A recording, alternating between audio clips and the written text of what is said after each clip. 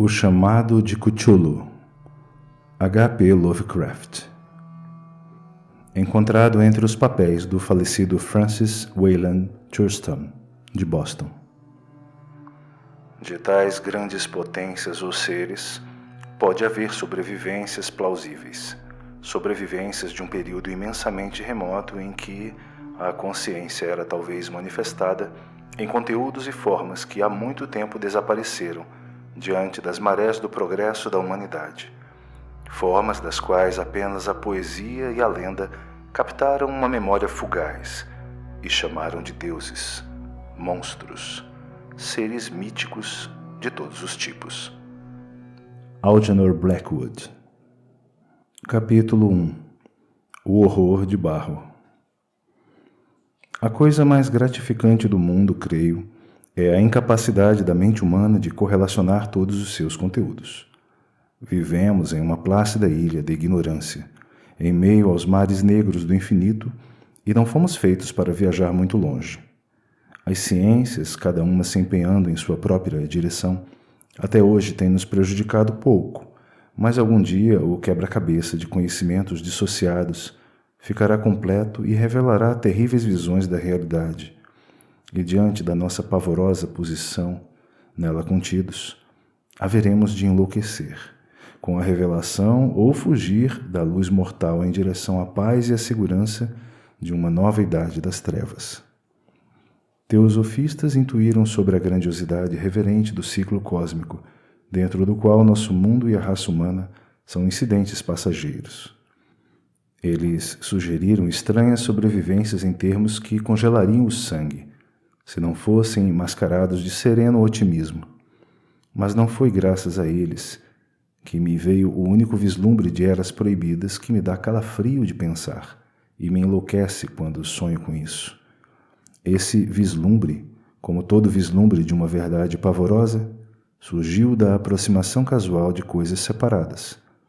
No caso, um velho jornal e anotações de um falecido professor. Espero que nunca mais ninguém consiga juntar essas peças. Certamente, enquanto eu viver, jamais fornecerei conscientemente um elo sequer dessa hedionda corrente. Creio que o professor também pretendia manter silêncio sobre a parte que conhecia e que teria destruído suas notas não houvesse sido surpreendido por uma morte súbita. Meu conhecimento sobre o assunto começou no inverno de 1926-27, com a morte de meu tio-avô George Gamel Angel, professor emérito de línguas semíticas na Universidade Brown, em Providence, Rhode Island. O professor Angel era mundialmente conhecido como autoridade em inscrições antigas e era sempre procurado pelos diretores de importantes museus, de modo que seu falecimento, aos 92 anos, ainda é lembrado por muitos. Na cidade, o interesse foi ainda mais intenso, devido à obscuridade da causa da morte. O professor caiu desacordado quando voltava de Newport, de navio. De repente, segundo as testemunhas, depois de ser empurrado por um negro, aparentemente marinheiro, que tinha saído de um pátio escuro no morro íngreme, onde havia um atalho da praia até a casa do falecido, na rua Williams.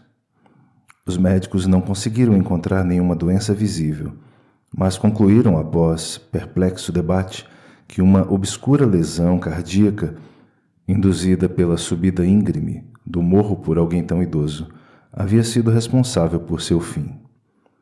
Na época não vi motivo para discordar do atestado, porém mais tarde comecei a duvidar, e mais do que duvidar.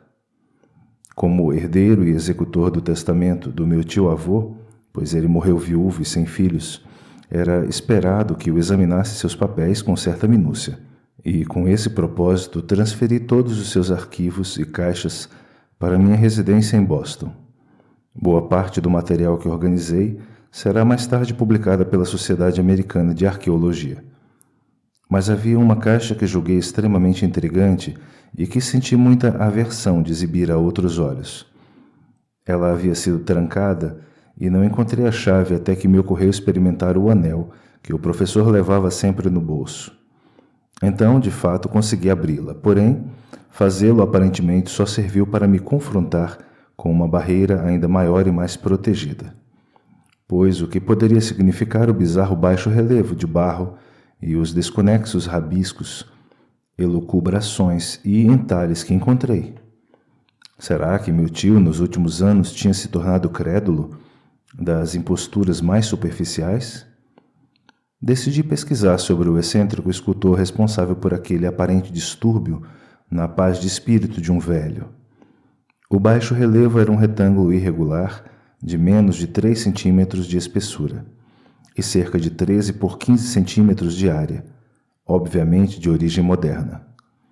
Os desenhos, contudo, estavam longe de ser modernos em atmosfera e sugestão, pois, embora os caprichos do cubismo e do futurismo sejam muitos e delirantes, nem sempre reproduzem a regularidade críptica que espreita na escrita pré-histórica. E a impressão geral daqueles desenhos certamente era de se tratar de uma escrita, embora minha memória, apesar de grande familiaridade com os papéis e as coleções do meu tio, não conseguisse de maneira nenhuma identificar aquela espécie em particular ou sequer intuir suas remotas genealogias. Acima dos aparentes hieróglifos havia uma figura de evidente intenção pictórica, ainda que sua execução impressionista impedisse uma ideia muito clara de sua natureza. Parecia se tratar de uma espécie de monstro, ou símbolo representando um monstro, de tal forma que apenas uma imaginação doentia seria capaz de conceber. Se eu disser que minha imaginação, algo extravagante, produziu simultaneamente imagens de polvo, dragão e caricatura humana, não estarei sendo infiel ao espírito da coisa. Uma cabeça mole, com tentáculos, encimava um corpo grotesco e escamoso, com asas rudimentares. Mas era o contorno geral do conjunto que tornava a criatura mais chocante e assustadora. Por trás da figura havia a vaga sugestão de um fundo arquitetônico ciclópico. Os escritos que acompanhavam essa bizarrice, fora uma pilha de recortes da imprensa, eram na caligrafia mais recente do professor Angel, e não tinham nenhuma pretensão a qualquer estilo literário. O que parecia ser o principal documento estava intitulado Culto a Cthulhu, em caracteres cuidadosamente impressos, para evitar a leitura errônea de uma palavra tão inaudita. O manuscrito era dividido em 2 seções, a primeira das quais intitulada 1925, Sonho e Trabalho Onírico, de H. A. Wilcox, Rua Thomas, número 7, Providence, Rhode Island. E a segunda, Narrativa do Inspetor John R. LeGrace, Rua Bienville, 121, Nova Orleans, em 1908, AASMTG. Notas sobre o mesmo assunto e relato do professor Webb. Os outros papéis do manuscrito eram todos anotações breves, algumas delas relatos de sonhos estranhos de diversas pessoas, algumas citações de livros e publicações teosóficas, especialmente do livro Atlântida e a Lemúria Perdida, de W. Scott Elliott, e o restante comentários sobre sociedades secretas e cultos que existem há muito tempo, com referências a passagens desses livros de mitologia e antropologia que lhes servem de fontes, como Ramo Dourado, de Frazeri, e Culto das Bruxas na Europa Oriental, da senhorita Murray.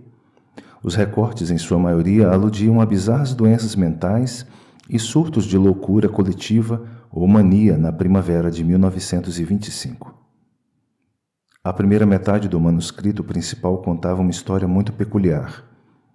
Aparentemente, no dia 1º de março de 1925, um rapaz magro, moreno, de aspecto neurótico e agitado, veio visitar o professor Angel, trazendo o curioso baixo relevo de barro, que na ocasião estava úmido e fresco.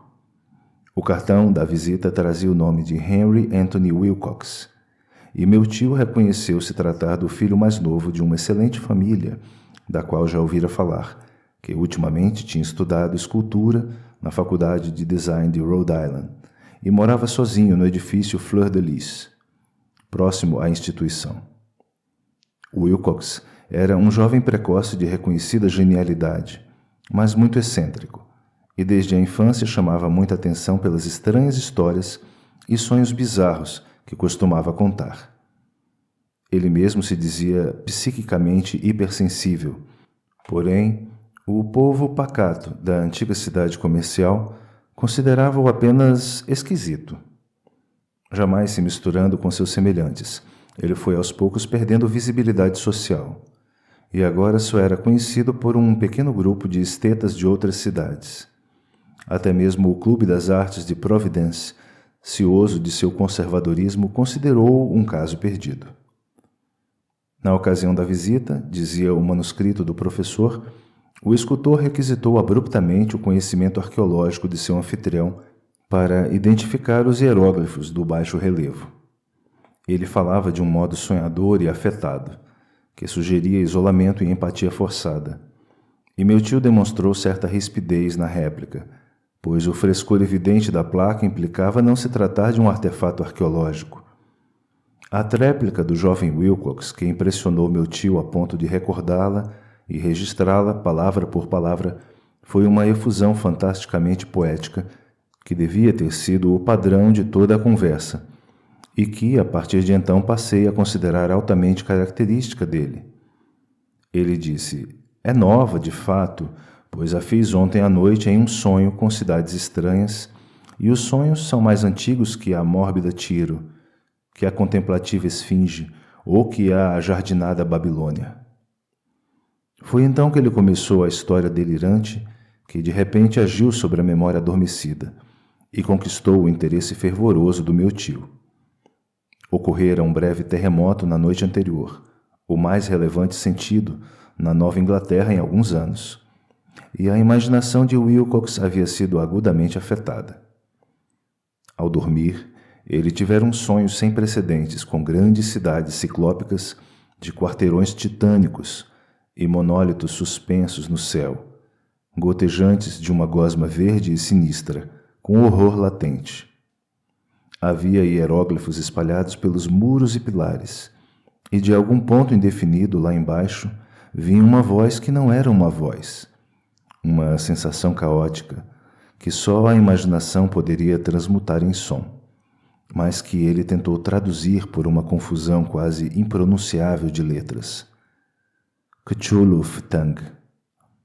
Essa bagunça verbal foi a chave para a lembrança que excitou e perturbou o professor Angel. Ele questionou o escultor com minúcia científica e examinou com intensidade, quase frenética, o baixo relevo, em que o jovem se viu trabalhando, com frio, apenas de pijama, quando a vigília se impôs espantosamente sobre ele. Meu tio atribuiu à idade avançada. Wilcox diria mais tarde sua lentidão em reconhecer tanto os hieróglifos quanto a figura desenhada. Muitas perguntas pareceram altamente desconexas ao visitante, sobretudo aquelas que tentavam associar a figura a cultos ou sociedades estranhas, e Wilcox não conseguiu entender as repetidas promessas de sigilo que lhe foram oferecidas em troca de uma confissão de que era membro de algum grupo religioso difundido ou pagão. Quando o professor Angel ficou convencido de que o escultor efetivamente ignorava qualquer culto ou sistema de conhecimento críptico, ele insistiu com o visitante que lhe relatasse seus sonhos futuros. Esse procedimento rendeu frutos regulares, pois, após a primeira visita, o manuscrito registra encontros diários com o rapaz, durante os quais ele relatava impressionantes fragmentos de imaginações noturnas, cujo lastro eram sempre visões ciclópicas terríveis, de rochas escuras e gotejantes, com uma voz ou inteligência subterrânea berrando monotonamente enigmáticos contrassensos intraduzíveis, exceto como absurdos. Os dois sons repetidos com mais frequência são aqueles traduzidos pelas letras Cthulhu e Relie. No dia 23 de março, o manuscrito continuava. Wilcox deixou de aparecer e perguntas em seu endereço revelam que ele sofrera uma espécie obscura de febre e havia sido levado para a casa da família na rua Waterman. Ele havia berrado no meio da noite acordando diversos outros artistas do prédio e manifestado desde então apenas alternâncias entre inconsciência e delírio. Meu tio telefonou imediatamente à família do rapaz e dali em diante passou a observar o caso com muita atenção, visitando a miúde o consultório na rua Taylor do Dr. Tobey, que ele sabia estar encarregado do paciente. A mente febril do moço, ao que parecia, ocupava-se de coisas estranhas, e o médico estremecia de quando em quando ao falar delas. Incluíam não apenas uma repetição do que ele já havia sonhado antes, mas abordavam desvairadamente alguma criatura gigantesca, de quilômetros de altura, que caminhava ou se deslocava lentamente. Ele não descreveu esse ser por completo, mas eventualmente as palavras frenéticas, tal como as repetiu o Dr. Tobey, convenceram o professor de que devia se tratar de algo idêntico à monstruosidade sem nome que o artista tentara representar em sua escultura onírica. As referências a esse objeto, acrescentou o doutor, eram, sem exceção, um prelúdio de mergulhos na letargia por parte do doente. A temperatura dele, curiosamente, não chegava muito acima do normal, mas sua condição geral sugeria se tratar de uma verdadeira febre e não de uma perturbação mental.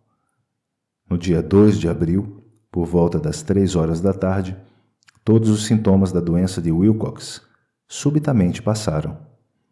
Ele endireitou-se na cama, perplexo, ao se ver em casa e ignorando por completo o que havia acontecido em sonhos, ou, na realidade, desde a noite de 22 de março. Recebendo alta do médico, voltou a seu apartamento depois de 3 dias, mas para o professor Angel não teve mais serventia alguma. Todos os resquícios daqueles sonhos estranhos desapareceram com sua recuperação, e meu tio não registrou mais nenhum de seus pensamentos noturnos, depois de uma semana de inúteis e irrelevantes relatos de visões inteiramente corriqueiras. Aqui se encerrava a primeira parte do manuscrito, mas as referências a algumas das anotações esparsas me deram muito material sobre o qual pensar. Tanto, na verdade, que só o entranhado ceticismo que então fazia parte da minha filosofia pôde explicar minha contínua desconfiança do artista. As anotações em questão eram descritivas dos sonhos de várias pessoas, cobrindo o mesmo período em que o jovem Wilcox tivera suas estranhas visitações. Meu tio, ao que parecia, logo instituiu um conjunto de investigações prodigiosamente abrangente, entre quase todos os amigos que podia questionar sem impertinência, pedindo relatos noturnos de sonhos e as datas de quaisquer visões notáveis que tivessem ao longo do passado recente. A receptividade a tais pedidos parece ter sido variada, mas, ao menos, ele deve ter recebido mais respostas do que qualquer homem comum teria conseguido levantar sem um secretário. Os originais dessa correspondência não foram conservados, contudo, as anotações dele formariam uma compilação ampla e, de fato, significativa. As pessoas medianas na sociedade e nos negócios, o tradicional sal da terra da Nova Inglaterra, forneceram um resultado quase inteiramente negativo, apesar de casos isolados de impressões noturnas inquietantes, mas amorfas, terem aparecido aqui e ali, sempre entre 23 de março e 2 de abril, período do delírio do jovem Wilcox.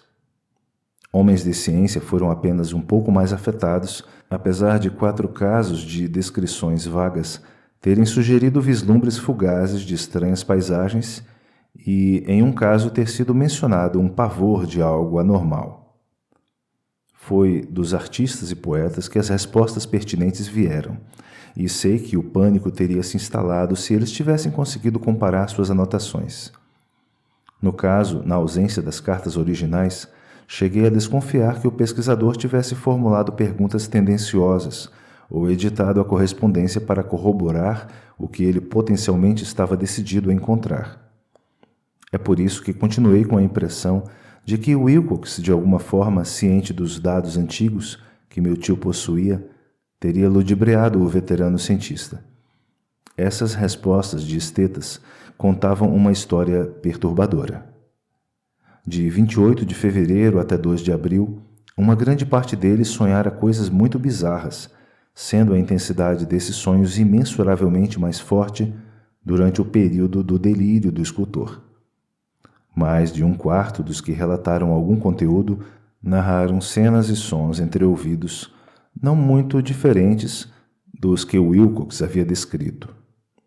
E alguns sonhadores confessaram um medo agudo de uma criatura gigantesca e sem nome, visível perto do fim do sonho. Um desses casos que a anotação descreve enfaticamente era muito triste.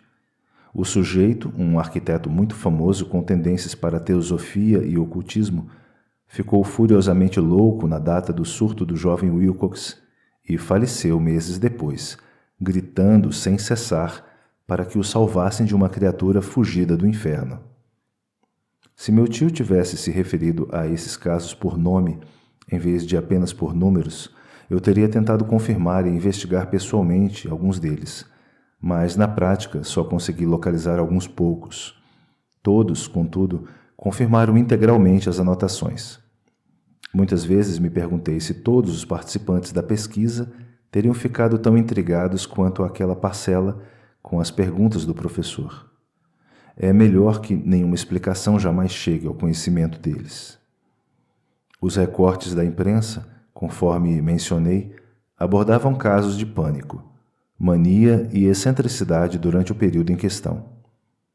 O professor Angel deve ter contratado um serviço especializado, pois o número de notícias era tremendo e as fontes espalhadas por todo o globo.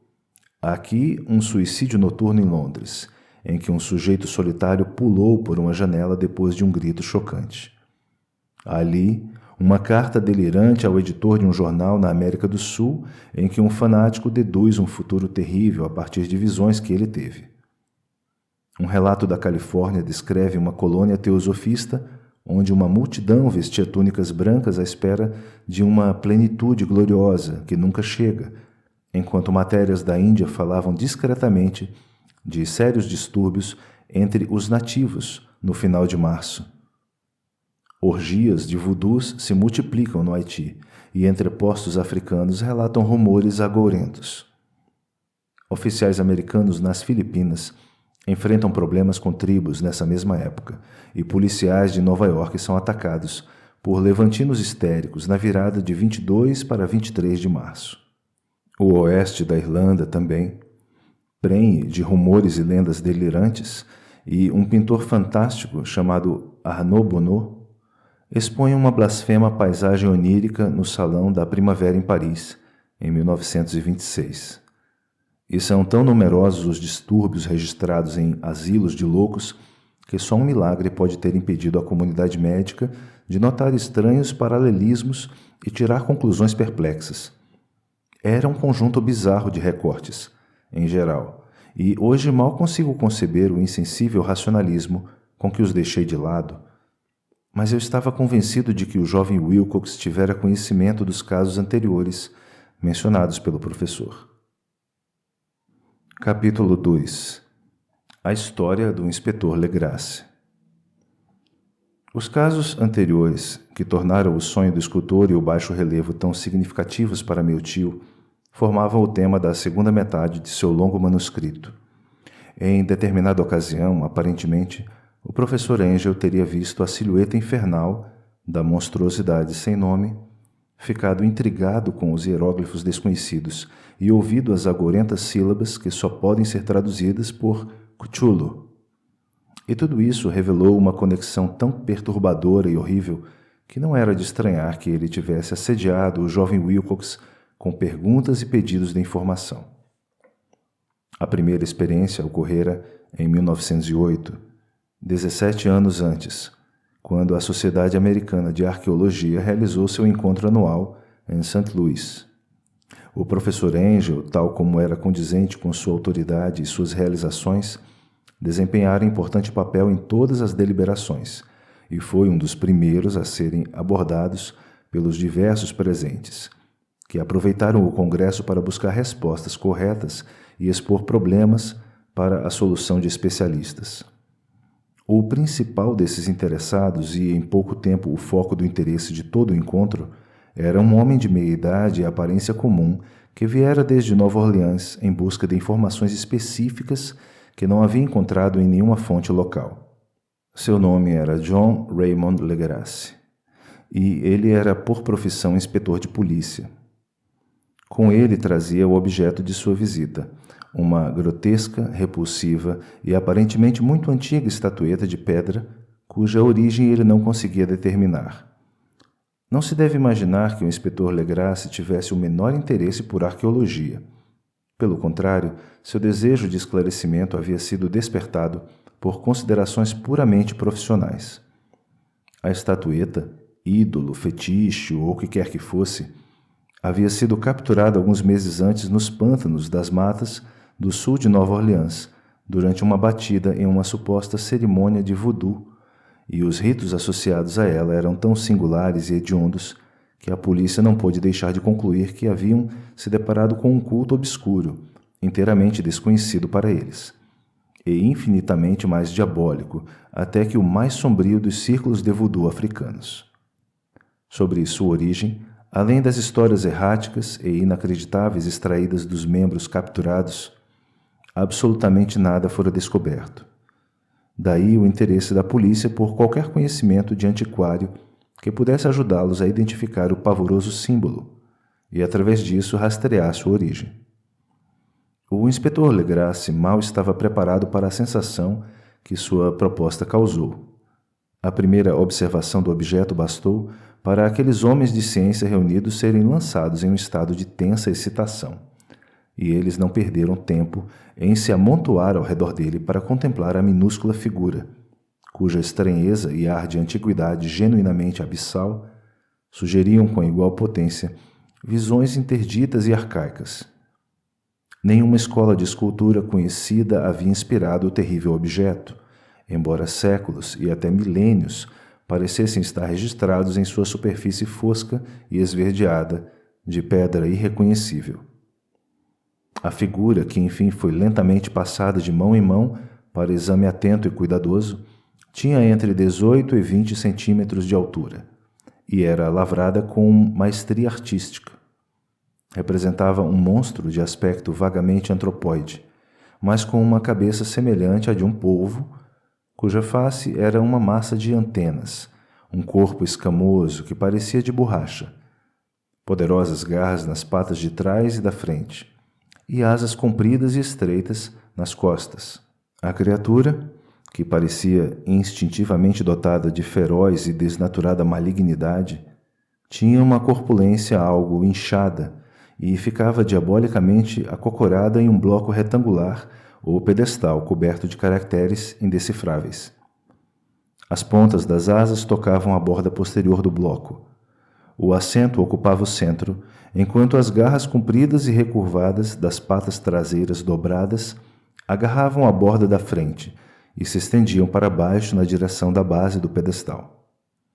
A cabeça de cefalópode ficava inclinada para a frente, de modo que a ponta das antenas faciais roçava o dorso das imensas patas dianteiras, que agarravam os joelhos elevados da criatura agachada.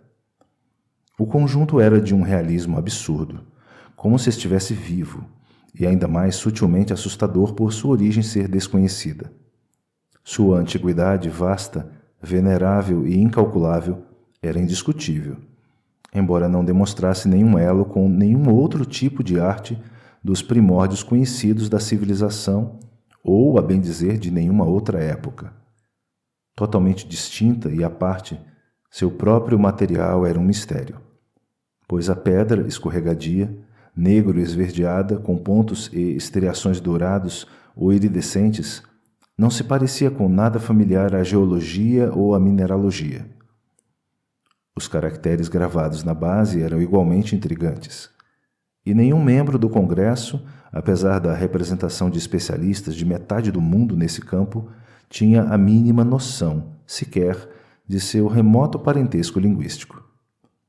Eles, assim como o tema e o material, pertenciam a algo horrivelmente remoto e distante da humanidade, tal como a conhecemos. Algo assustadoramente sugestivo de ciclos antigos e profanos da vida em que nosso mundo e nossas concepções não desempenham nenhum papel. E, no entanto, conforme os especialistas balançavam as cabeças e um por um confessavam sua derrota diante do problema do inspetor, houve um único homem em toda a Assembleia que desconfiou de um toque de bizarra familiaridade na forma e na escrita monstruosa, e então relatou com certa hesitação sobre a estranha curiosidade que ele conhecia. Essa pessoa era o falecido William Channing Webb, professor de antropologia da Universidade de Princeton e um explorador de reputação nada irrelevante. O professor Webb participara, 48 anos antes, de uma expedição pela Groenlândia e pela Islândia, em busca de inscrições rúnicas que ele jamais conseguira encontrar.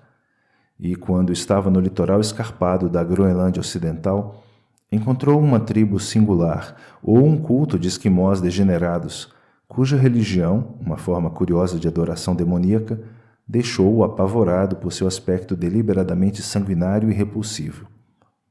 Era uma fé sobre a qual outros esquimós pouco sabiam, e que estremeciam só de mencioná-la, dizendo que aquele culto chegara até eles muitas eras antes, eras horrivelmente antigas, antes da criação do mundo. Além de ritos e sacrifícios humanos inomináveis, havia certos rituais hereditários estranhos, dedicados a um demônio supremo mais velho, ou Tornarsuk, e disso o professor Webb obtivera cuidadosa cópia fonética, tomada de um velho Angekok, ou bruxo sacerdote, expressando os sons em alfabeto romano da melhor forma que conseguiu.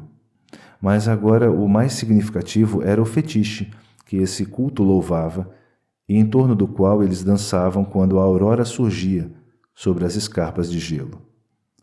Tratava-se, afirmou o professor, de um baixo relevo de pedra bastante rústico que consistia em uma hedionda figura e algumas escritas crípticas. E, segundo ele, havia certo paralelo em todos os aspectos essenciais com a estatueta bestial ali diante de todos. Essa informação, recebida com suspense e espanto pelos especialistas reunidos, provou-se duplamente excitante para o inspetor Legrasse, e na mesma hora ele começou a fazer perguntas ao informante. Tendo anotado e copiado um ritual oral entre os idólatras do pântano que seus homens haviam capturado, ele insistiu com o professor que tentasse se lembrar das sílabas anotadas entre os esquimós diabolistas. Houve então uma exaustiva comparação de detalhes e um momento de silêncio realmente perplexo, quando ambos, detetive e cientista, concordaram que eram quase idênticas as frases daqueles dois rituais infernais, mundos de distância separados um do outro, o que, em substância, tanto os xamãs esquimós quanto os feiticeiros dos pântanos da Louisiana haviam entoado para seus ídolos, aparentados, era algo muito semelhante ao seguinte, sendo a divisão das palavras estimada a partir das interrupções tradicionais da frase, conforme entoada em voz alta. Pinglui mignaft kuchulu, hele wagnaf lefetang. Legrasse tinha uma vantagem sobre o professor Webb, pois diversos entre seus prisioneiros mestiços haviam-lhe repetido o que velhos celebrantes lhes disseram ser o significado daquelas palavras. O texto, tal como era pronunciado, significava algo como: em sua casa, em Rilê, que Chulo morto espera, sonhando. E então, em resposta a uma pergunta geral e urgente, o inspetor Legrasse relatou o mais completamente possível sua experiência com os idólatras do pântano, contando uma história à qual pude perceber que meu tio atribuiu profundo significado. Essa história recendia aos sonhos mais delirantes de um criador de mitos e teósofo, e revelava um espantoso grau de imaginação cósmica entre aqueles excluídos e párias que jamais se esperaria que eles possuíssem. No dia 1º de novembro de 1907, chegara à polícia de Nova Orleans um pedido frenético de que enviassem alguém para a região do pântano da Lagoa do Sul. Os moradores dali, basicamente primitivos, mas pacíficos descendentes dos corsários de Lafitte, estavam tomados pelo terror mais absoluto de uma criatura desconhecida que surgira para eles no meio da noite. Tratava-se de voodoo, aparentemente mais de um tipo de voodoo mais terrível do que eles jamais tinham visto. E algumas das mulheres e crianças haviam desaparecido desde o momento em que o malévolo tambor começara a bater sem parar ao longe, dentro da mata negra e assombrada, onde nenhum morador se arriscava a ir. Ouviram-se berros insanos e gritos angustiantes, cânticos arrepiantes e labaredas demoníacas dançantes. E o mensageiro apavorado acrescentara: as pessoas já não suportavam mais. Assim, um destacamento de 20 policiais, ocupando 2 carruagens e um automóvel, partiu no final da tarde com o trêmulo morador como guia. Ao final da estrada transitável, eles desembarcaram e por quilômetros chapinharam em silêncio, atravessando os terríveis bosques de ciprestes, onde a luz do dia jamais penetrava. Feias raízes e malignas folhas longas de musgo barba de velho os cercavam, e de quando em quando uma pilha de pedras úmidas ou fragmentos de um muro apodrecido intensificavam por sua sugestão de mórbida habitação uma depressão que cada árvore mal formada e cada ilhota de fungos se combinavam para criar. Enfim, o acampamento do morador, um miserável amontoado de choupanas, surgiu no horizonte e histéricos vizinhos correram e se agruparam em volta de algumas lanternas acesas. As batidas abafadas dos tambores agora eram quase inaudíveis, muito ao longe, e um grito pavoroso vinha a intervalos espaçados, quando o vento mudava. Um clarão avermelhado também parecia se infiltrar através da vegetação pálida, além das infinitas galerias da floresta noturna.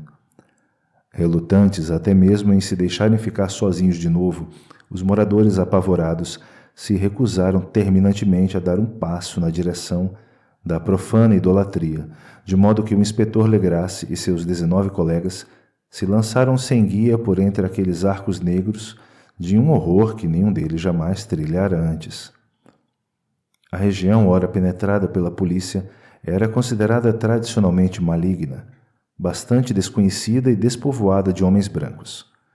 Existiam lendas sobre um lago oculto, jamais vislumbrado por olhos mortais, onde vivia uma criatura semelhante a um imenso e informe pólipo branco com olhos luminosos, e os moradores sussurravam que demônios com asas de morcego saíam de cavernas da terra profunda para idolatrá-lo à meia-noite. Diziam que a criatura estava lá desde antes de D'Iberville, antes de La Salle, antes dos índios e antes até dos animais e aves da floresta. Era o pesadelo em si, e vê-lo significava morrer. Mas ele fazia os homens sonharem, e assim eles foram prudentes em manter a distância. Aquela orgia voodoo, de fato, estava acontecendo nas bordas da região abominada, mas já em trecho considerado perigoso o bastante. Por isso, talvez o próprio local do culto tivesse aterrorizado os moradores mais do que os sons e incidentes chocantes. Só a poesia ou a loucura poderia fazer jus aos barulhos ouvidos pelos homens de Legrasse ao vadearem através do atoleiro negro em direção ao clarão rubro e aos tambores abafados. Existem qualidades vocais peculiares aos homens e qualidades vocais peculiares aos animais. E é terrível ouvir uma coisa quando a fonte deveria emitir outra. A fúria animal e a licenciosidade orgíaca aqui se açoitavam em direção a demoníacas alturas, por meio de uivos e êxtases grasnados, que irrompiam e reverberavam através da mata escura, como tempestades pestilentas dos golfos infernais. De quando em quando, o ulular menos organizado cessava, e do que parecia um ensaiado coro de vozes roucas, se erguia cantarolada a hedionda frase ritual. Pinglui mignaft kuchulu, hele wagnaf lefetang. Então os policiais, chegando a um ponto onde as árvores rareavam, de repente se depararam com o espetáculo em si. 4 deles hesitaram, um desmaiou, e 2 ficaram abalados a ponto de começarem a gritar freneticamente, o que, por sorte, foi abafado pela louca cacofonia da orgia. Legrasse jogou água do pântano no rosto do homem desmaiado, e ficaram todos trêmulos e quase hipnotizados de horror. Em uma clareira natural do pântano havia uma ilha relvada de talvez 1 acre de extensão, sem árvores e razoavelmente seca. Ali agora pulava e se contorcia uma indescritível horda de anomalias humanas que ninguém, senão um cime ou um angarola, seria capaz de pintar. Desprovida de roupas, a híbrida prole zurrava, berrava e se contorcia, em torno a uma monstruosa fogueira circular no centro da qual, revelado por ondulações ocasionais na cortina de chamas, erguia-se um grande monolito de granito, de uns 2,5 metros de altura. No topo dele, incongruentemente diminuta, estava a maldita estatueta entalhada. De um largo círculo de 10 patíbulos montados a intervalos regulares, com o monolito cingido pelas chamas como centro, pendiam de cabeça para baixo os corpos bizarramente marcados dos moradores desaparecidos. Era dentro desse círculo que os idólatras pulavam e rugiam, sendo a direção geral do movimento da massa da esquerda para a direita, em bacanal infinita, entre círculo de corpos e círculo de fogo. Pode ter sido só imaginação, e podem ter sido ecos que induziram um dos policiais, um excitável espanhol, a imaginar ter ouvido respostas em antífonas ao ritual, vindas de algum ponto distante e às escuras, no fundo da mata de antigas lendas e horrores. Esse homem, Josep de Galvez, mais tarde encontrei e questionei, e ele se mostrou desconcertantemente imaginativo. Foi longe a ponto de sugerir ter ouvido o distante bater de asas imensas e de ter visto de relance olhos brilhantes e um volume branco montanhoso, além das árvores mais remotas, mas suponho que ele tenha se deixado levar pelas superstições nativas.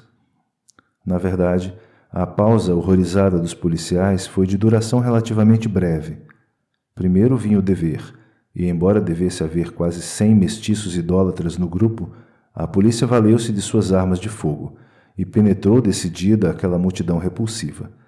Durante 5 minutos, a balbúrdia e o caos resultantes foram além de qualquer descrição. Houve golpes selvagens, tiros disparados e algumas fugas. Mas no final, Legrasse conseguiu contar cerca de 47 prisioneiros taciturnos, os quais ele obrigou que se vestissem às pressas e formassem fila entre 2 fileiras de policiais.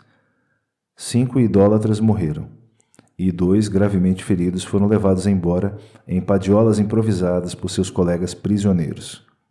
A imagem sobre o monólito, é claro, foi removida com cuidado e levada por Legrasse. Examinados na delegacia após uma viagem de intenso esforço e exaustão, os prisioneiros se mostraram pessoas de origem muito humilde, mestiços e de mentalidade aberrante. A maioria eram marinheiros e alguns negros e mulatos, principalmente das Índias Ocidentais e da Ilha Brava do arquipélago de Cabo Verde. Conferiam uma cor de voodoo ao culto heterogêneo. Mas antes que muitas perguntas fossem feitas, ficou evidente que algo muito mais profundo e antigo que o fetichismo dos negros estava ali envolvido. Por mais degradadas e ignorantes que fossem, as criaturas atinham-se com surpreendente coerência à ideia central de sua devoção repugnante. Elas idolatravam, segundo disseram, os grandes antigos que viveram eras antes de existir o homem e que tinham vindo do céu quando o mundo era novo. Esses antigos tinham ido embora agora, para dentro da terra e debaixo do mar, mas seus cadáveres tinham revelado seus segredos em sonhos para os primeiros homens, que formaram um culto que jamais morreu. Esse era aquele culto, e os prisioneiros contaram que ele sempre existiu e sempre existiria, oculto nos ermos distantes e lugares escuros do mundo inteiro, até o dia em que o grande sacerdote Cthulhu, de sua casa escura na poderosa cidade de Irlé, embaixo das águas, vai se levantar e impor outra vez seu poder sobre a terra. Algum dia ele faria seu chamado, quando as estrelas estiverem prontas, e o culto secreto estaria sempre esperando para libertá-lo. Nada mais deve ser dito por ora.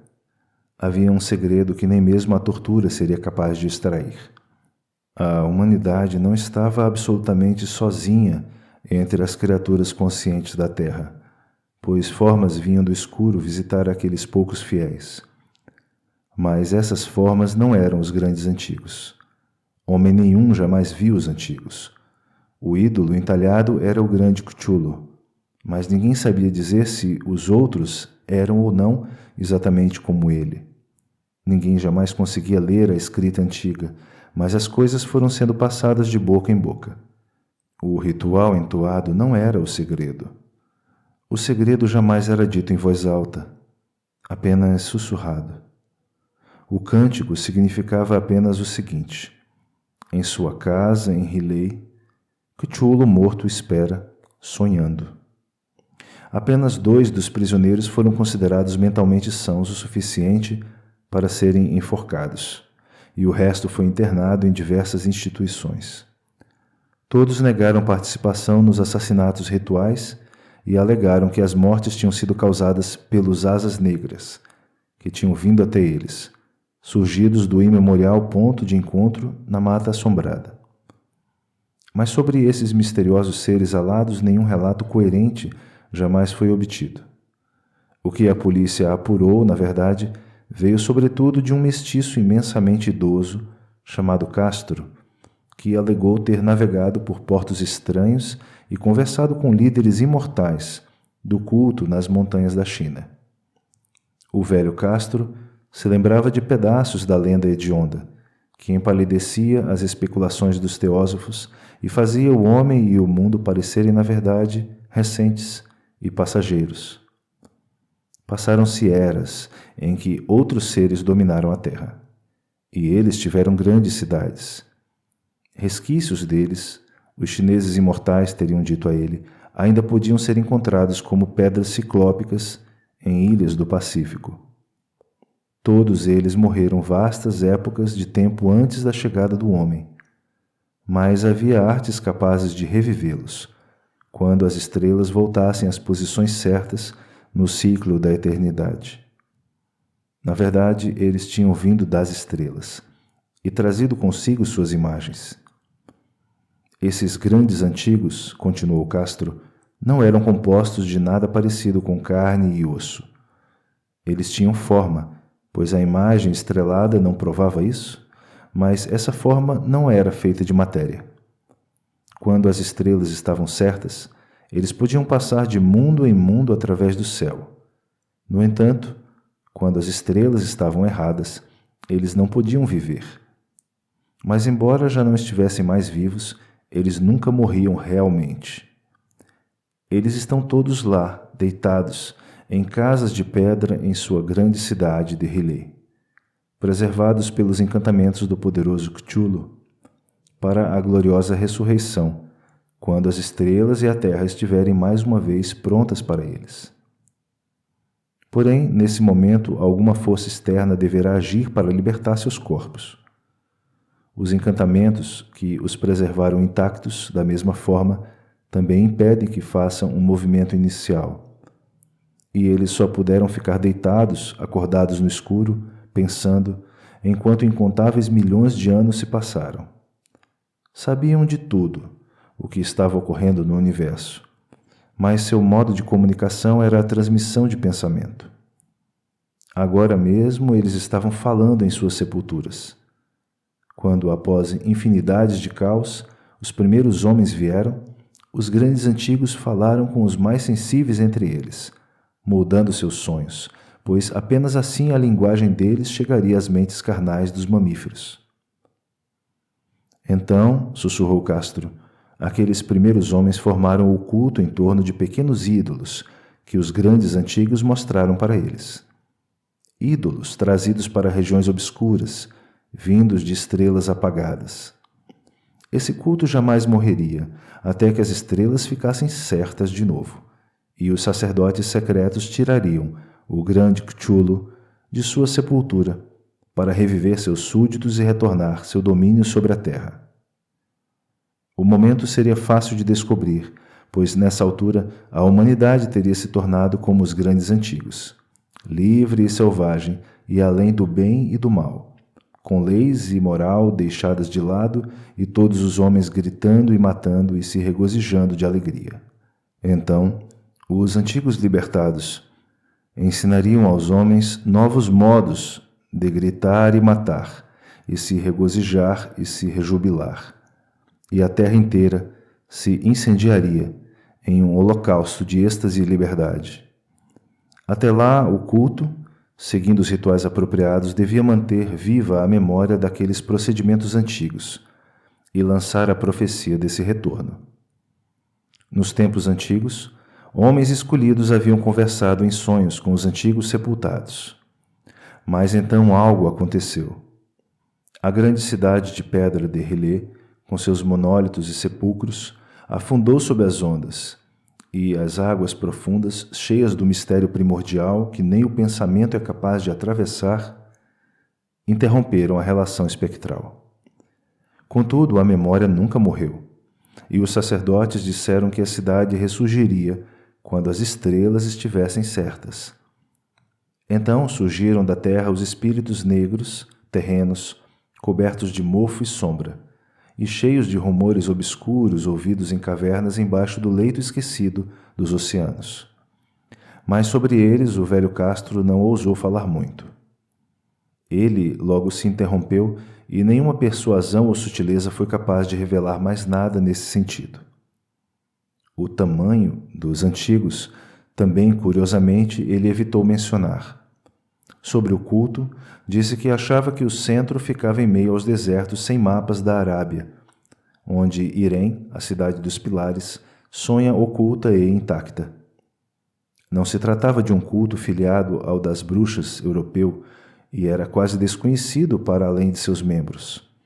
Nenhum livro jamais aludira ao culto, embora os chineses, imortais, tivessem dito que havia duplos sentidos no Necronomicon, do árabe louco Abdul al-Hazred, que os iniciados podiam ler como preferissem, sobretudo no muito discutido dístico: não morre o que pode eternamente permanecer, e após estranhos éons, até a morte pode morrer. Legrasse, profundamente impressionado e bastante confuso, havia perguntado em vão sobre as filiações históricas do culto. Castro, ao que parecia, contara a verdade quando disse que o culto era inteiramente secreto. As autoridades da Universidade de Tulane não puderam lançar luzes, nem sobre o culto, nem sobre a imagem, e então o detetive buscou as mais altas autoridades do país, e a única coisa que lhe deram em troca foi a história do professor Webb, na Groenlândia. O interesse febril despertado no encontro pela história de Legrasse, corroborada pela estatueta, foi ecoado nas correspondências subsequentes daqueles que a presenciaram, embora raras menções ocorram nas publicações formais da associação. A precaução é o primeiro cuidado daqueles acostumados a enfrentar eventuais charlatanismos e imposturas. Legrasse emprestou por algum tempo a imagem ao professor Webb, mas com a morte deste, a estatueta foi devolvida ao inspetor, com quem continua até hoje e com quem a vi não faz muito tempo. É de fato uma coisa terrível e indiscutivelmente semelhante à peça onírica do jovem Wilcox. Que meu tio ficou excitado com a história do escultor, eu não duvidei, pois que ideias não devem ter surgido ao ouvir, depois de tomar conhecimento do que Legrasse havia apurado sobre o culto, sobre um jovem sensível que havia sonhado, não só com a figura e os exatos hieróglifos da imagem encontrada no pântano e na demoníaca placa da Groenlândia, mas que mencionava em seus sonhos ao menos 3 palavras exatas da fórmula pronunciada igualmente pelos esquimós diabolistas e pelos mestiços da Louisiana.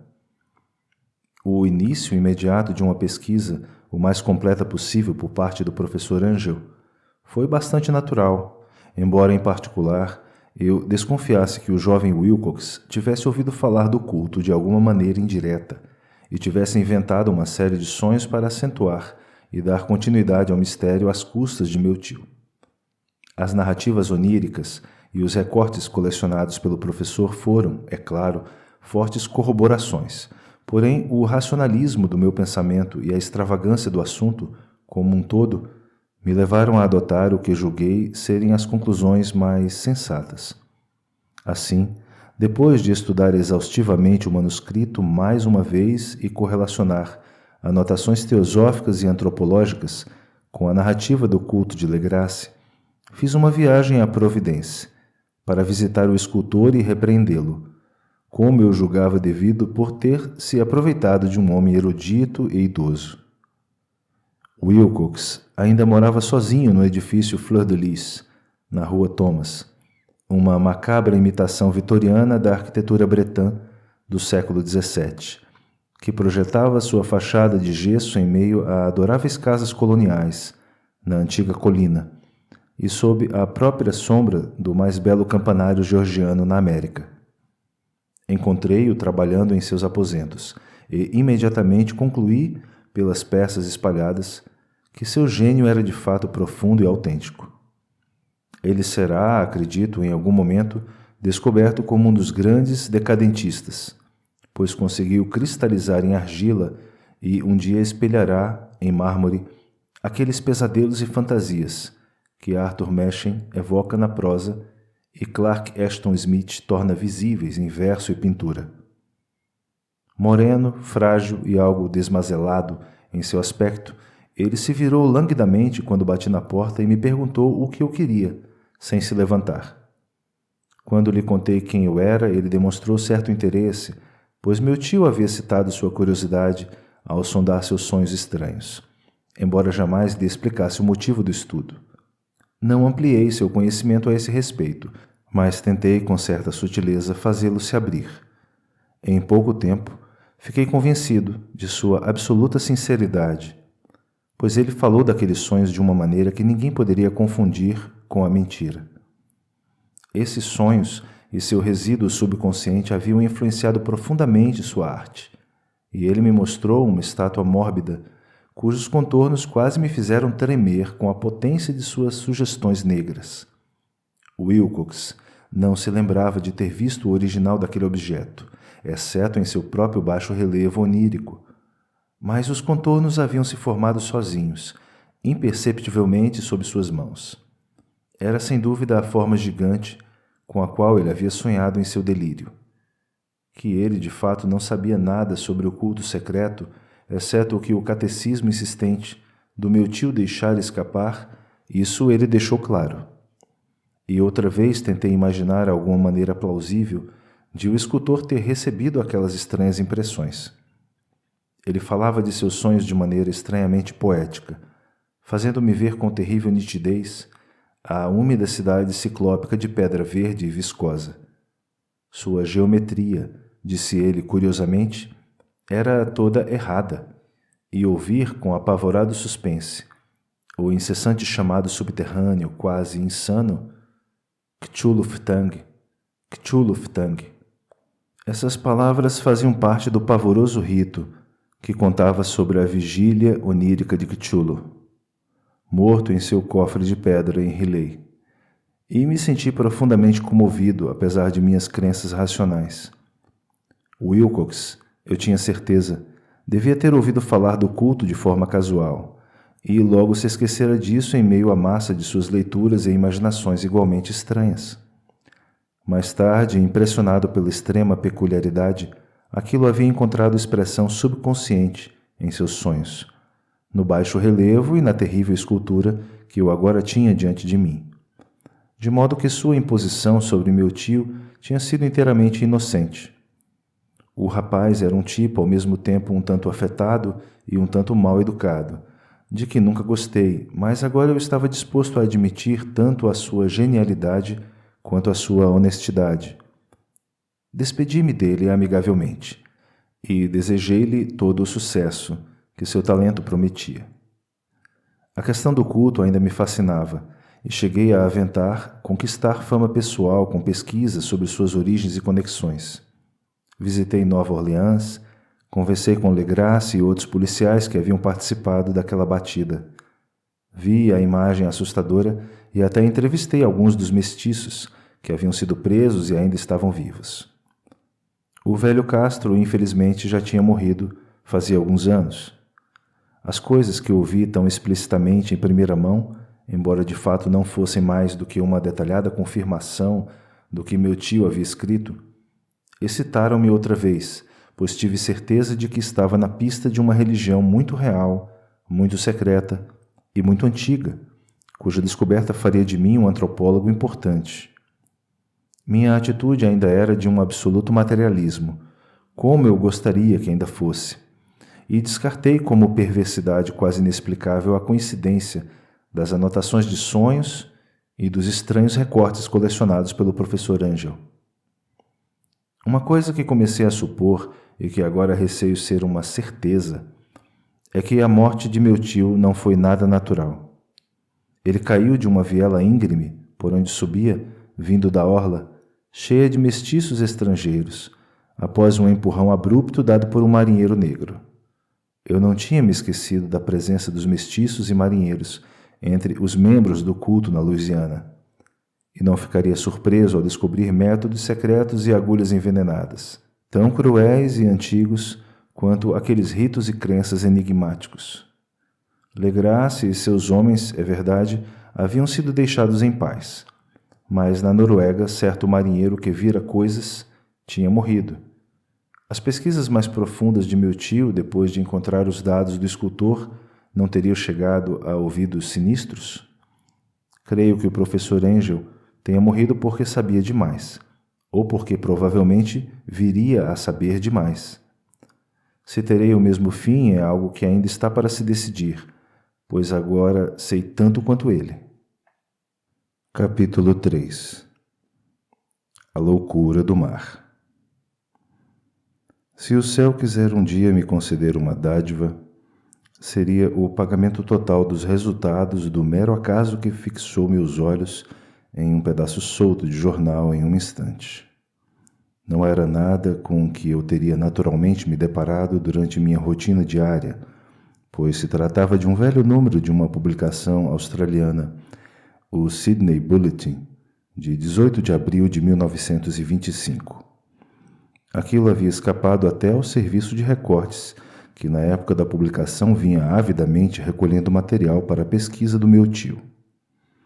Eu havia em grande medida abandonado minha investigação sobre o que o professor Angel chamava de culto de Cthulhu e estava visitando um amigo erudito em Paterson, Nova Jersey, curador de um museu da cidade e mineralogista conhecido. Examinando um dia as peças da reserva técnica dispostas desordenadamente em estantes de estoque em uma sala dos fundos do museu, meus olhos deram com uma estranha figura em um dos velhos jornais espalhados embaixo das rochas. Tratava-se do Sydney Bulletin que mencionei, pois meu amigo tinha correspondentes em todas as partes imagináveis do mundo, e a figura era uma reprodução em meio tom de uma hedionda imagem de pedra quase idêntica à que Legrasse encontrara no pântano.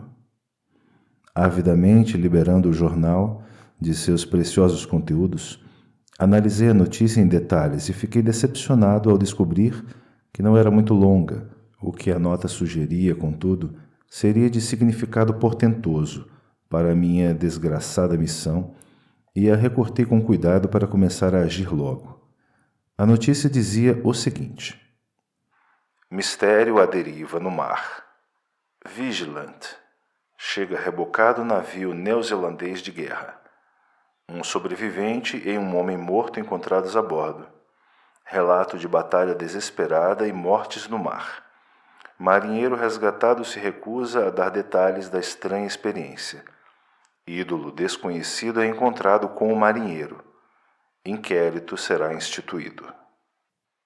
O cargueiro Vigilant, da Morrison Company, vindo de Valparaíso, chegou esta manhã às docas do porto de Darling, rebocando o vapor Alert de Dunedin, bombardeado e inutilizado, mas com grande poder de fogo, que foi avistado no dia 12 de abril na latitude 34 graus 21 minutos sul e longitude 152 graus 17 minutos oeste, com apenas um tripulante vivo e um homem morto. O Vigilant partiu de Valparaíso no dia 25 de março e no dia 12 de abril foi desviado muito ao sul de sua rota por tempestades extraordinariamente fortes e ondas monstruosas. No dia 12 de abril, o navio à deriva foi avistado e, embora parecesse deserto, ao ser abordado revelou conter um sobrevivente em condições um tanto delirantes e um homem que evidentemente teria morrido havia mais de uma semana. O sobrevivente estava agarrado a um horrível ídolo de pedra de origem ignorada, de cerca de 30 centímetros de altura, sobre cuja natureza todas as autoridades da Universidade de Sydney, da Royal Society e do Museu da Rua College confessaram total perplexidade, e que o sobrevivente diz ter encontrado na cabine do navio, em um pequeno relicário entalhado comum. Esse homem, quando recobrou os sentidos, contou uma história muito estranha de pirataria e assassinato. Trata-se de Gustav Johansen, um norueguês de certa inteligência que havia sido segundo imediato da escuna de 2 mastros Emma de Auckland, que partira de Callao no dia 20 de fevereiro com uma tripulação de 11 homens. A escuna Emma, segundo ele, havia sido atrasada e lançada muito ao sul de sua rota pela grande tempestade do dia 1º de março, e no dia 22 de março, aos 49 graus 51 minutos de latitude sul e 128 graus 34 minutos de longitude oeste, havia sido encontrada pelo Alert, controlado por uma bizarra e arrepiante tripulação de canacas e mestiços. Ao receber a ordem peremptória de voltar, o capitão Collins se recusou, ao que a estranha tripulação disparou com violência e sem aviso contra a escuna, com uma bateria particularmente pesada de canhões de latão que faziam parte do equipamento. Os homens da escuna revidaram, disse o sobrevivente, e embora ela começasse a afundar com os disparos abaixo da linha d'água, eles conseguiram emparelhar com o inimigo e subir a bordo, lutando com a tripulação selvagem no convés do navio e sendo obrigados a matar todos eles, mesmo sendo os selvagens em número um pouco superior, devido a seu modo de combater particularmente repulsivo e desesperado, ainda que um tanto desajeitado. 3 tripulantes da escuna Emma, incluindo o capitão Collins e o primeiro imediato Green, foram mortos. E os outros 8, abaixo do segundo imediato Johansen, seguiram viagem no navio capturado, em sua direção original, para averiguar se havia algum motivo para a ordem de retornar. No dia seguinte, aparentemente, eles avistaram e atracaram em uma pequena ilha, embora não se saiba da existência de nenhuma ilha nesse trecho do oceano.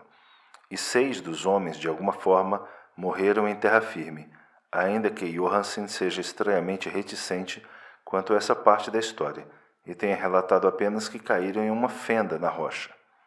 Depois, ao que parece, ele e outro companheiro embarcaram no navio e tentaram conduzi-lo, mas foram atingidos pela tempestade de 2 de abril. A partir desse momento, até seu resgate no dia 12, ele se recorda de pouca coisa, não se lembrando sequer de quando William Bryden, seu companheiro a bordo, morreu. A morte de Bryden não teve a causa aparente revelada, e provavelmente se deveu a um excesso de excitação ou exposição ao tempo. Telegramas de Dunedin informaram que o Alert era conhecido nas rotas comerciais das ilhas e tinha má reputação em todos os portos da região. O navio pertencia a um curioso grupo de mestiços, cujos encontros frequentes e viagens noturnas às florestas atraíam grande curiosidade. Eles haviam zarpado às pressas logo após a tempestade e os tremores de terra do dia 1º de março. Nosso correspondente em Auckland reportou que a escuna Emma e sua tripulação gozavam de excelente reputação, e Johansen é descrito como um homem sóbrio e digno. O almirantado instituirá inquérito sobre o caso a partir de amanhã, e serão feitos esforços para induzir Johansen a falar mais abertamente do que ele tem falado até agora. Isso era tudo, além da figura do ídolo infernal, mas que turbilhão de ideias aquilo disparou em meus pensamentos. Ali estavam novos tesouros de informação sobre o culto de Cthulhu, e evidências de um estranho interesse tanto pelo mar quanto pela terra firme. Que motivo teria levado a tripulação mestiça a ordenar que a escuna Emma voltasse quando passaram com seu ídolo hediondo. Que ilha desconhecida era essa onde 6 membros da tripulação da escuna Emma haviam morrido e sobre a qual o imediato Johansen era tão sigiloso? O que a investigação do vice-almirantado apurara e o que se sabia do maldito culto em Dunedin? E, o mais maravilhoso de tudo, que profunda e mais do que natural sincronia de datas era aquela que conferia maligno e agora inegável significado aos diversos acontecimentos cuidadosamente recolhidos pelo meu tio. No dia 1º de março, ou para nós 28 de fevereiro, segundo a linha internacional de data, o terremoto e a tempestade vieram.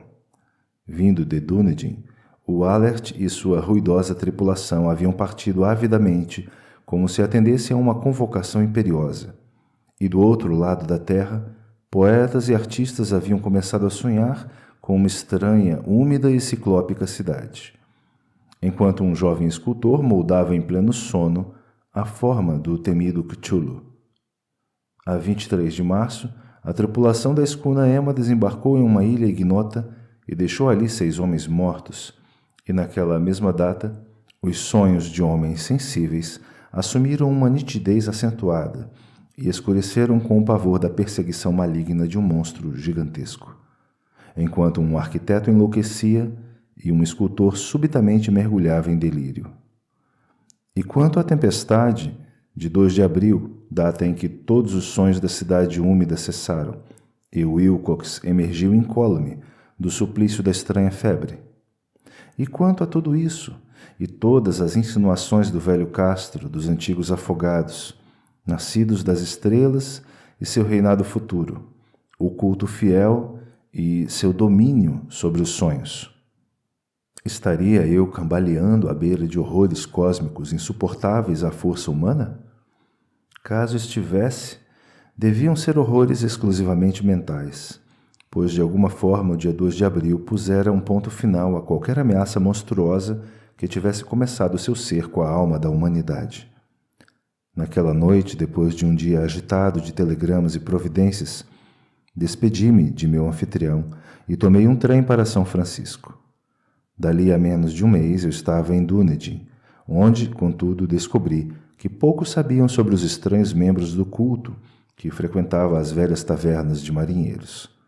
A escória do porto era algo comum demais para qualquer menção especial, embora houvessem lembranças vagas de uma viagem que aqueles mestiços haviam feito para o interior da ilha, durante a qual tambores distantes teriam sido ouvidos e labaredas vermelhas vistas nas serras ao longe. Em Auckland, descobri que Johansen tinha voltado com seu cabelo loiro todo branco após um interrogatório irrelevante e inconclusivo em Sydney, e que havia então vendido sua casa na Rua Oeste e navegado com a esposa de volta à sua Oslo natal. Sobre a agitada experiência, ele não diria aos amigos nada além do que dissera aos oficiais do almirantado, e tudo o que puderam fazer foi me dar seu endereço em Oslo. Depois disso, fui a Sydney e conversei inutilmente com marinheiros e membros da corte do vice-almirantado. Vi o Alert, já vendido pela marinha e em uso comercial, no cais circular em Sydney Cove, mas não consegui apurar nada de seu casco evasivo. A imagem acocorada com a sua cabeça de sépia, corpo de dragão, asas de escamas e pedestal de hieróglifos estava preservada no museu em Hyde Park, e pude estudá-la por bastante tempo e muito bem, considerando-a objeto de maestria cruelmente sofisticada, e com o mesmo mistério total, a mesma terrível antiguidade e a sobrenatural estranheza do material que eu havia notado no exemplar menor de Legrasse. Alguns geólogos, disse-me o curador, haviam considerado o objeto um enigma monstruoso, pois juraram que o planeta não continha nenhuma rocha semelhante.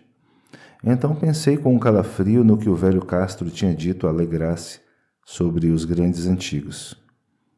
Eles tinham vindo das estrelas e trazido consigo suas imagens.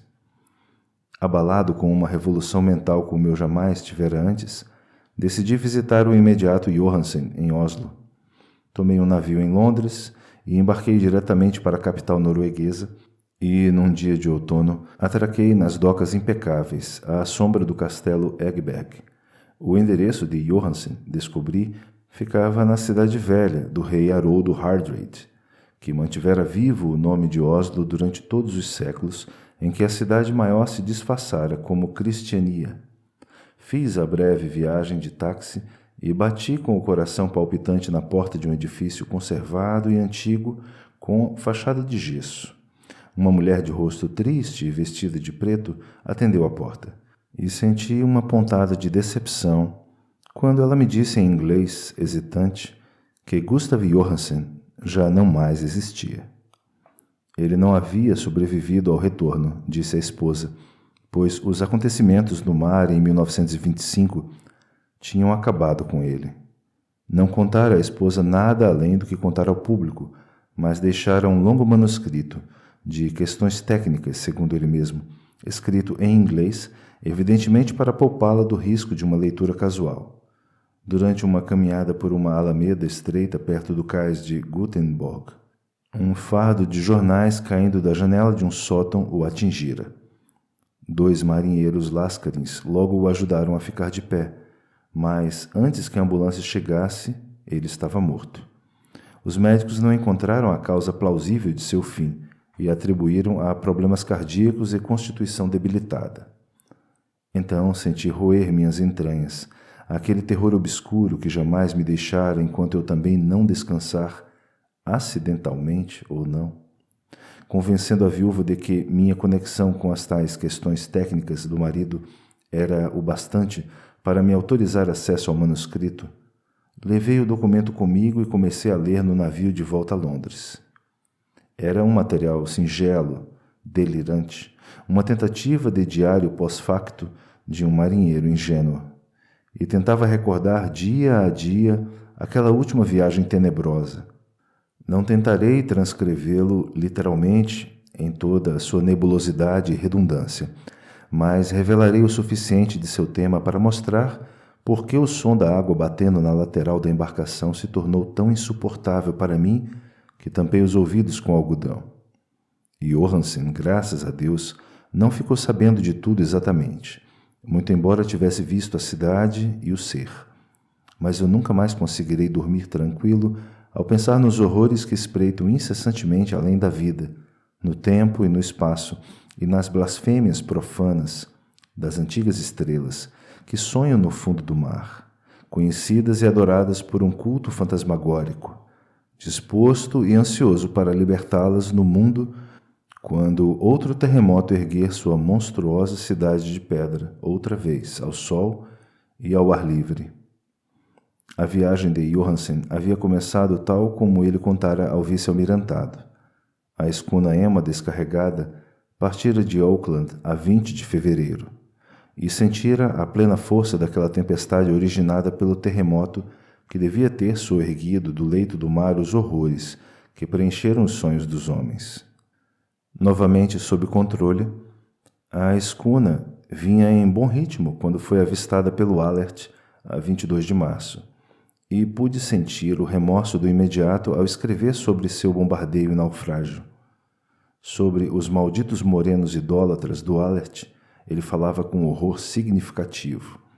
Havia neles um aspecto especialmente abominável que fazia sua destruição parecer quase um dever, e Johansen mostrou-se ingenuamente espantado com a acusação de crueldade contra seus colegas durante os procedimentos da investigação no tribunal.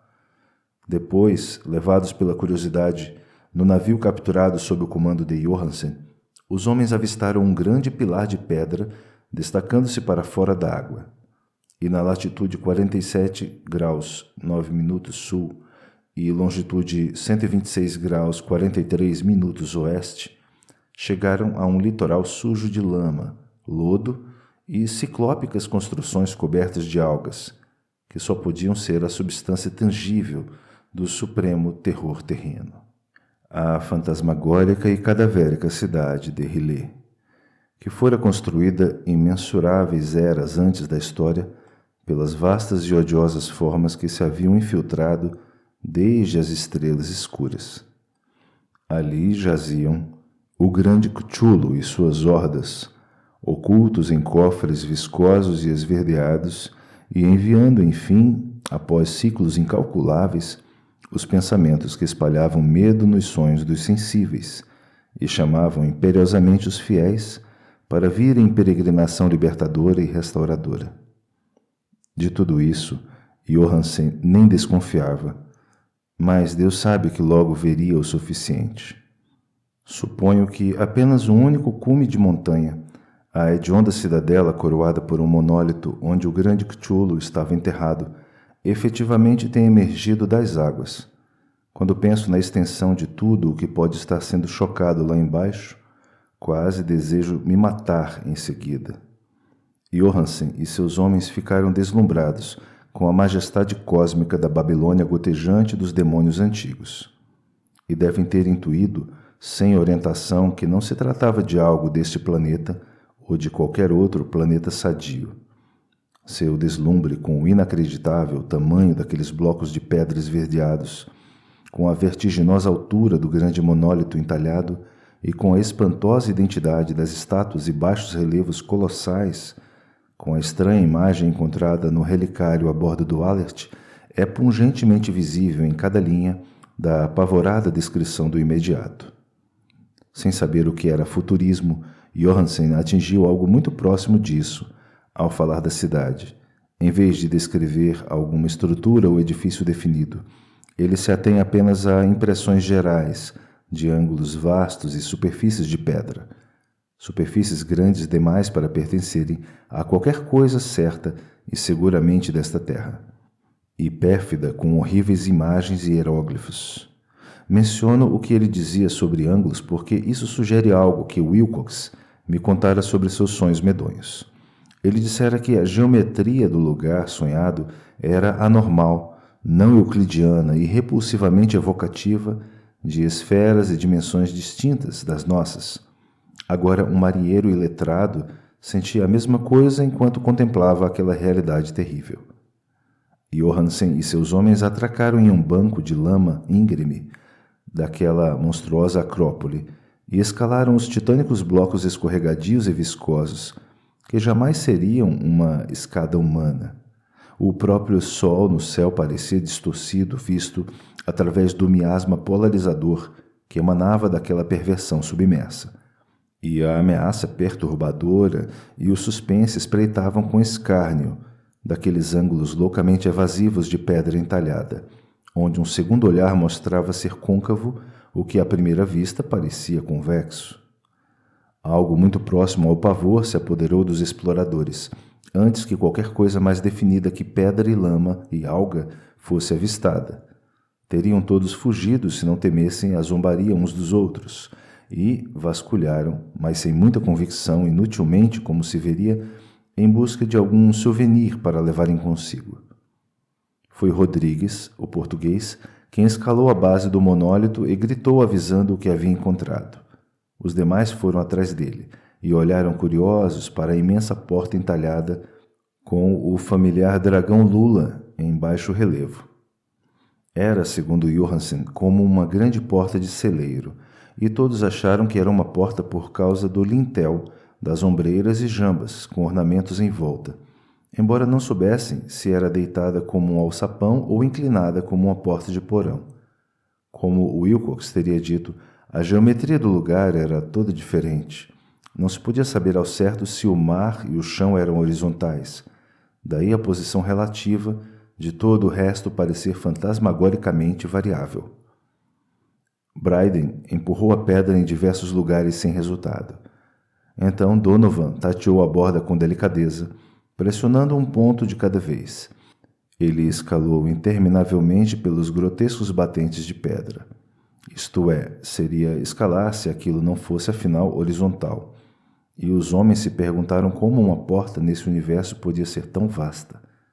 Então, muito suave e lentamente, o painel de um acre de área começou a ceder para dentro, no alto, e eles viram que estava apenas apoiado. Donovan deslizou ou de alguma forma se atirou para baixo ao longo da jamba e se juntou aos companheiros. e todos viram o bizarro recuo do portal monstruosamente entalhado. Nessa fantasia de distorção prismática, o portal teria se movido anomalamente na diagonal, parecendo contrariar todas as regras da matéria e da perspectiva. A abertura estava enegrecida de uma treva quase densa. Aquela escuridão era de fato uma qualidade positiva, pois obscurecia algumas partes das paredes internas, que deveriam estar expostas, e, na verdade, se expeliu como fumaça após longas eras de aprisionamento, visivelmente escurecendo o sol ao escapar para o céu recuado e recurvo, batendo suas asas membranosas. O odor exalado das profundezas recém-abertas era insuportável, e dali a pouco o atento Hawkins pensou ter ouvido uma espécie de asqueroso chapinhar vindo lá de baixo. Todos prestaram atenção e continuaram ouvindo até que aquilo se arrastou babujamente aos olhos de todos e, rastejando, espremeu sua imensidão gelatinosa e verde através do umbral negro em direção ao ar empesteado daquela venenosa cidade da loucura. A caligrafia do pobre Johansen quase falha ao escrever isso. Dos 6 homens que nem chegaram ao navio, ele acredita que 2 tenham sucumbido de puro pavor naquele maldito instante. Aquele ser não podia ser descrito. Não há linguagem para tais abismos de demência gritante e imemorial. Tais contradições sobrenaturais de toda a matéria, toda a força e toda a ordem cósmica. Uma montanha caminhara ou cambaleara. Deus! Não era de espantar que por toda a terra um grande arquiteto tivesse enlouquecido e o pobre Wilcox delirado de febre naquele instante telepático. O ser dos ídolos, prole verde e viscosa das estrelas, havia despertado para reivindicar seu reinado. As estrelas estavam certas outra vez, e o que um antigo culto falhara em fazer por desígnio, um bando de inocentes marinheiros fizera por acidente. Depois de vigintilhões de anos, o grande Cthulhu estava solto outra vez, e faminto de prazer. 3 homens foram varridos pelas garras flácidas antes mesmo que alguém se virasse. Que Deus os tenha, se é que existe algum repouso no universo. Eles eram Donovan, Guerreira e Angstrom. Parker escorregou enquanto os outros 3 afundavam freneticamente entre vistas infinitas de rocha incrustada de verde até o bote. E Johansen jura que ele foi engolido por um ângulo da construção que não deveria estar ali. Um ângulo que era agudo, mas se comportou como se fosse obtuso, de modo que apenas Bryden e Johansen chegaram ao bote e remaram desesperadamente de volta ao Alert, enquanto a monstruosidade montanhosa chapinhava suas rochas viscosas e hesitava em enxafurdar na superfície da água. O vapor não precisou ser desligado por inteiro, apesar do desembarque de todos os homens, e levou apenas alguns momentos de febril correria entre o leme e as caldeiras para fazer o Alert retomar seu curso.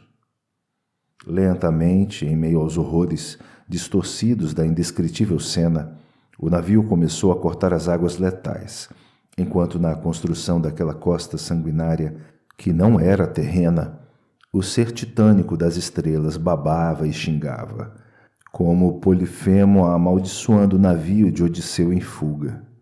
Então, mais ousado que os afamados cíclopes, o grande Cthulhu deslizou furtivamente para dentro da água e começou a persegui-los com golpes de potência cósmica que erguiam ondas. Bryden olhou para trás e enlouqueceu, dando gargalhadas estridentes. E continuou rindo até que a morte o encontrou certa noite na cabine, enquanto Johansen vagava pelo convés delirando. Mas Johansen ainda não havia desistido. Sabendo que aquele ser poderia facilmente dominar o Alert antes que o vapor estivesse no ponto, ele optou por uma alternativa desesperada e, ligando o motor na máxima velocidade, correu feito um raio pelo convés e virou o leme. Formou-se um poderoso turbilhão e espuma na água ruidosa, e, conforme o vapor foi aumentando cada vez mais, o bravo norueguês levou seu navio ao encontro da gelatina perseguidora, que se erguia acima da espuma suja como a proa de um galeão demoníaco. A horrenda cabeça de lula e antenas que se contorciam era quase da altura do gurupés do resistente navio. Mas Johansen continuou em frente. Então houve como o estouro de uma bexiga, uma nojeira lamacenta, como um peixe-lua sendo cortado, um fedor como o de 1000 sepulturas abertas, e um som que o cronista não pôs no papel. Por um instante, o navio ficou empesteado por uma nuvem verde, acre e cegante, e depois ficou apenas um vapor venenoso na polpa, onde, santo Deus, a dispersa plasticidade daquela inominável criatura celeste estava nebulosamente se recombinando em sua odiosa forma original, enquanto a distância se alargava a cada segundo que o Allert ganhava ímpeto a todo vapor. E isso foi tudo. Depois, Johansen só ficou meditando diante do ídolo na cabine e preparando comida para si mesmo e para o maníaco que gargalhava ao seu lado. Ele não tentou navegar depois dessa primeira fuga ousada, pois a reação havia mutilado parte de sua alma. Então veio a tempestade do dia 2 de abril e as nuvens se acumularam em sua consciência. Há uma sensação de turbilhão espectral através de golfos líquidos do infinito, de cavalgadas vertiginosas através de universos rodopiantes, na cauda de um cometa, e de mergulhos histéricos do poço, até a lua e da lua de volta ao poço. Animados por um coro gargalhante de deuses antigos, distorcidos e hilários, e zombeteiros diabretes com asas de morcego do Tártaro. No meio daqueles sonhos chegou o resgate, o Vigilante, o tribunal do vice-almirantado, as ruas de Dunedin e a longa viagem de volta para casa, para a velha casa perto do castelo de Egberg. Ele não contaria nada. Pensariam que ele ficou louco. Ele escreveria o que sabia antes de morrer, mas a esposa não poderia nem desconfiar. A morte seria uma bênção se pudesse ao menos apagar a memória. Esse foi o documento que li, e agora o coloquei na caixa de alumínio ao lado do baixo relevo e dos papéis do professor Angel. Com ele ficará este meu registro, este teste da minha própria sanidade, onde reuni elementos que espero que jamais sejam reunidos novamente. Eu vi tudo o que o universo pode conter de horror, e até os céus da primavera e as flores do verão, desde então serão para sempre venenosos para mim. Mas não creio que minha vida será longa. Assim como meu tio se foi, como o pobre Johansen se foi, assim também eu hei de ir. Sei demais, e o culto ainda vive. Cthulhu ainda vive. Também, suponho outra vez na fenda da rocha que o abriga desde que o sol era novo.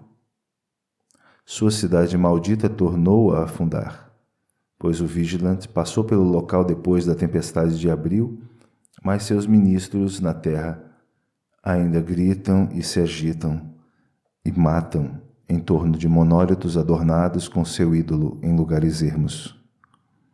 Ele deve ter ficado preso quando a cidade afundou dentro de seu abismo negro. Do contrário, o mundo estaria agora berrando com pavor e frenesi. Quem sabe como termina? O que se ergueu pode afundar, e o que afundou pode se erguer. A abominação espera e sonha nas profundezas, e a degeneração se espalha pelas cambaleantes cidades dos homens. Virá um dia, mas não devo e não posso nem pensar. Espero que, se eu não sobreviver a esse manuscrito, os executores do meu testamento ponham a cautela na frente da audácia e garantam que ninguém mais o leia.